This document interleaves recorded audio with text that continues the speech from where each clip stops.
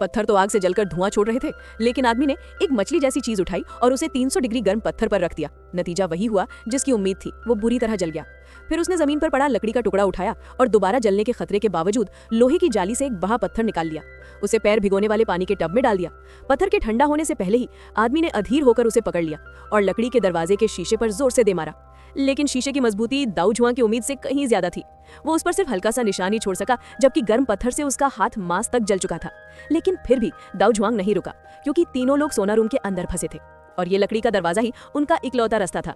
लेकिन कमरे का हीटर लगातार चल रहा था और हवा का कोई प्रवाह नहीं था। कमरे में ऑक्सीजन कम होती जा रही थी। ये सोचकर कि वो यही मर जाएगा, आदमी ने आखिरी कोशिश की और शीशे को पूरी ताकत से मारा। आखिरकार अपनी पूरी ताकत खत्म होने से पहले ही वो शीशा तोड़ने में कामयाब हो गया। लेकिन ताजी हवा लेने से पहले ही पीछे खड़ी औरत झपटकर कमजोर दाऊ जुआंग को धक्का देकर अपना सिर छेद में डाल देती है और बेबस दाऊ जुआंग लड़की के पीछे पीछे कार्बन डाइऑक्साइड वाली हवा में सांस लेने पर मजबूर हो जाता है। थोड़ी राहत मिलने के बाद लड़कियां बाहर खड़े अपने पिग टीममेट का नाम पुकारती हैं ताकि वो इस बेवकूफी भरे मजाक को खत्म कर दे। लेकिन उन्हें क्या पता कि उनका साथी तो पहले से ही शराब में धुत पड़ा है। सौभाग्य से वेंट खुलने के बाद सोना रूम का तापमान थोड़ा कम हुआ, लेकिन तभी सबसे बुरी घटना घटी।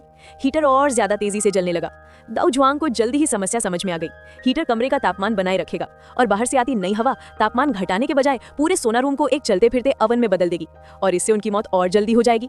खतरे की गंभीरता समझकर आदमी ने जल्दी से पत्थर को कपड़े में लपेटकर उसे औजार बनाकर छेद से बाहर फेंकने की कोशिश की ताकि दरवाजे के बाहर की सीढ़ी खींच सके। लेकिन हकीकत उम्मीद से बहुत अलग थी।